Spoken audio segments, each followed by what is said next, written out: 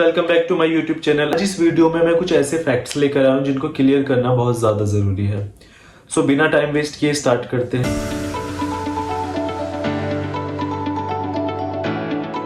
14 जून 2024 को एक शो आता है जिसका नाम है इंडियाज गॉट टैलेंट। ये सरकास्टिक वर्जन है इंडियाज गॉट टैलेंट का। इस शो को एक अमेरिकन कॉमेडी सीरीज किल टोनी से इंस्पायर होकर बनाया गया था। इस शो को होस्ट करते हैं समय रैना। इस शो का जो बेसिक कॉन्सेप्ट है उसमें हर हफ्ते कुछ फेमस यूट्यूबर्स या फिर सेलिब्रिटी जज बनकर आते हैं। साथ ही यहाँ पे कंटेस्टेंट को 90 सेकंड का टाइम दिया जाता है जिसमें वो अपनी फीलिंग्स, अपने व्यूज, अपना टैलेंट शो करते हैं विदाउट एनी वर्ड बाउंड्री। यही चीज लागू होती है जजेस के ऊपर। वो भी अपने ओपिनियन, अपने व्यूज एक्सप्रेस कर सकते हैं इन फ्रंट ऑफ ऑडियंस। इस शो में लाइव ऑडियंस भी होती है। लेकिन रातों रात ऐसा क्या होता है कि ये शो ब्रेकिंग न्यूज बन जाता है। Like every social media platform, हर न्यूज चैनल, यहाँ तक कि पार्लियामेंट तक में इस टॉपिक के ऊपर बात हो रही होती है। होता क्या है, एक एपिसोड में रणवीर अलाहाबादी आते हैं। वो एक कमेंट पास करते हैं। पहले वो कमेंट सुन लेते हैं, उसके बाद इस वीडियो में आगे बढ़ेंगे। Watch your parents have every day for the rest of your life. क्या हो गया रणवीर भाई को? Or would you join in once and stop it forever? So basically इसमें दो लोग इन्वॉल्व हैं। पहला न्यूज चैनल और दूसरा पॉलिटिशियन। और कुछ हमारी ऐसी ऑडियंस है जिसको पता ही नहीं है कि एक्चुअल में हो क्या रहा है, कहाँ पे उनको ड्रैग किया जा रहा है। एक रिमार्क के लिए या फिर एक कमेंट के लिए इतना ज्यादा बवाल मचा दिया, यानी कि हमारी पार्लियामेंट के पास इतना टाइम है कि वो इस टॉपिक के ऊपर बात कर रही है। Can you imagine? मतलब हमारे यहाँ पे रेप केसेस के ऊपर कोई खुल के बात नहीं करता है, हमारे यहाँ पे डेवलपमेंट के ऊपर कोई बात नहीं करता है, जॉब्स के ऊपर कोई बात नहीं करता है, ईव टीजिंग, मोलेस्टेशन के ऊपर कोई बात नहीं करता है। बात करनी है तो इस टॉपिक के ऊपर करनी है।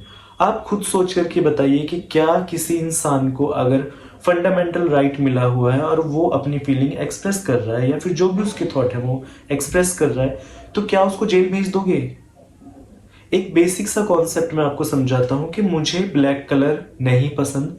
क्यों? क्योंकि मुझे उसमें डेविल सोल नजर आती है। आपको ब्लैक कलर पसंद है क्योंकि आपकी पर्सनैलिटी उसमें एनहेंस होती है। इसका मतलब ये नहीं है कि मैं आपको डेविल सोल कह रहा हूं या फिर आप अपनी पसंद मुझ पे नहीं थोप सकते। फंडामेंटल राइट, मॉरल वैल्यूज और हमारा लॉ, इन तीनों चीजों को क्लियरली समझना होगा। हमारा लॉ हमें एक फंडामेंटल राइट प्रोवाइड कराता है। जो फंडामेंटल राइट हमारी को ये परमिशन, हमें ये परमिशन देता है या फिर हमें ये एक तरह से रियायत देता है कि हम अपनी फीलिंग्स को अपने वर्ड्स में एक्सप्रेस कर सकते हैं। वही रणवीर अलाहाबादिया ने किया है। और ये भी आई थिंक उन्होंने कहीं से देखा होगा, क्योंकि एक शो था जिसके अंदर ये स्टेटमेंट दी गई थी। शायद उन्होंने वो स्टेटमेंट वहां पर यूज की है। एक स्टेटमेंट के लिए शायद आप ये भूल चुके हैं कि रणवीर अलाहाबादिया ने अब तक क्या काम किया है। लोगों को हेल्प नहीं करता, क्या वो उसकी वीडियोस हेल्प नहीं करती? हाँ ठीक है, कमेंट पास किया, उस इंसान ने आकर के सॉरी बोल दिया आपसे। अब क्या उसको आप जेल में डाल दोगे या उसको जान से मारने की धमकी दोगे या उसकी माँ बहन को गालियां दोगे? यहाँ पर बेवकूफ कौन बनता है? सिर्फ ऑडियंस। और फायदा किसका होता है? न्यूज चैनल्स का, पॉलिटिशियन का। पॉलिटिशियन का सिंपल सा फंडा है भाई, बेफालतू के टॉपिक में घुसना है। हमने अपनी इमेज को इतना विजिबल करना है कि लोगों के दिमाग में ना छप जाए कि हाँ भाई उन्होंने इस चीज पे एक्शन लिया है। टॉपिक तो देख लो, एक्शन लेने का क्या है? यही हाल न्यूज चैनल में हो रहा है आजकल। डिबेट पर डिबेट, बेफालतू के होस्ट बुलाए हुए हैं, पेड होस्ट ही होते हैं वो, और लगे पड़े हैं वो बस अलाहाबादिया के लिए बोलने के लिए। भाई अगर वो चाहे तो वो कुछ भी बोल सकता है, हर कोई इंसान बोल सकता है। आप भी तो उसके कमेंट सेक्शन में जाकर के बकवास कर रहे हो, आप भी उसको गालियां दे रहे हो, उसकी माँ को, उसकी बहन को। आपको जान से मारने की भी धमकी नहीं दी है।